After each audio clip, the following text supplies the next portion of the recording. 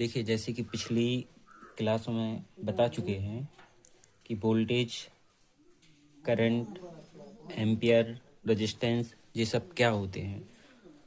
जैसे कि 7 को प्रैक्टिकल रखा गया है, तो हम उस हिसाब से जैसे क्वेश्चन आने हैं उस हिसाब से हम आपको यहाँ पे सॉल्व करके बता रहे हैं।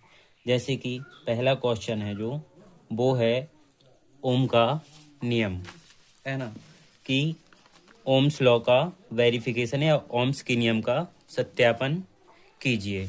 ठीक है, तो उसी हिसाब से हम समझते हैं कि ओम्स के नियम का सत्यापन हम कैसे करते हैं। देखते हैं। जैसे यदि तापमान स्थिर रखा जाए तो किसी चालक में बहने वाली धारा लगाए गए वोल्टेज के समानुपाती होती है। हम आसान भाषा में समझते हैं, जितना ज़्यादा वोल्टेज होगा, वोल्टेज जितना ज़्यादा रहेगा, ठीक है, उतनी ज़्यादा करंट बहेगी। लेकिन यदि रेजिस्टेंस ज़्यादा होगा तो करंट कम बहेगी। एग्जाम्पल के थ्रू हम समझते हैं कि जैसे मान के चलो वोल्टेज जो है, वोल्टेज, करंट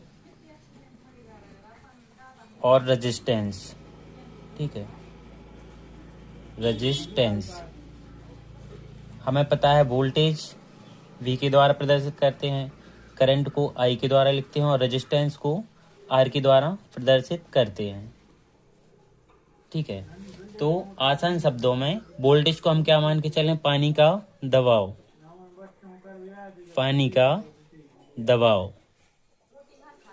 ठीक है, करंट को मान लेते हैं हम बहने वाला पानी। ठीक है, फिर जो रेजिस्टेंस है उसको मान के चलो पाइप में रुकावट। पानी को पाइप में कैसे रोकते हैं? ठीक है, तो जब दबाव बढ़ेगा, ठीक है, पाइप में जैसे दबाव डालेंगे, जैसे एक टंकी है, कोई भी एक ऊंचाई पे पानी की टंकी रखी हुई है, ठीक है, ये हो गई क्या? पानी की टंकी। अब यहाँ से होगा नीचे वाले हिस्सों में पानी सप्लाई, तो जितना ज्यादा ये दबाव रहेगा, जितनी ज्यादा ऊंचाई रहेगी तो उतना ही क्या रहेगा? दबाव। और दबाव जब रहेगा तो पानी कैसा बहेगा? प्रेशर के थ्रू। ठीक है, पानी ज्यादा बहेगा। ठीक है, और अगर हम यहीं पे रुकावट डाल दें, ठीक है, थोड़ी सी रुकावट डाल दें यहाँ पे पाइप के द्वारा, रुकावट अगर हम यहाँ पे करेंगे तो पानी का जो बहाव रहेगा तो वो कैसा हो जाएगा? कम हो जाएगा, पानी कम बहने लगेगा।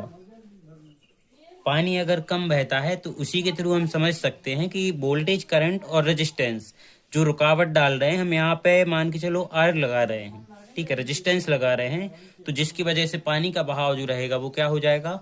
कम हो जाएगा। देखिए, हम आपको रेजिस्टेंस दिखाते हैं। ये क्या है? 1 किलो ओम का रेजिस्टेंस है। दोनों की वैल्यू सेम है। हमें उस पर नहीं जाना है कि इनकी कलर जो हैं वो अलग अलग हैं। ठीक है, देखिए, ये अलग अलग नहीं है, इनकी वैल्यू सेम है। अब हम और टॉपिक पे बात करते हैं। अगर कि जैसे पहले हमने बताया है कि वोल्टेज को कैसे मेजर करेंगे। वोल्टेज को मेजर करेंगे हम वोल्ट मीटर के द्वारा। वोल्टेज मेजर कैसे करेंगे? वोल्ट मीटर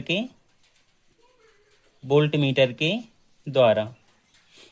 ठीक है, अब एसी और डीसी, इनके द्वारा हम दोनों को मेजर कर सकते हैं, दोनों को माप सकते हैं, चाहे वो वोल्टेज एसी हो या फिर डीसी हो। ठीक है, फिर आई हो गया धारा, या जिसको बोलते हैं करंट,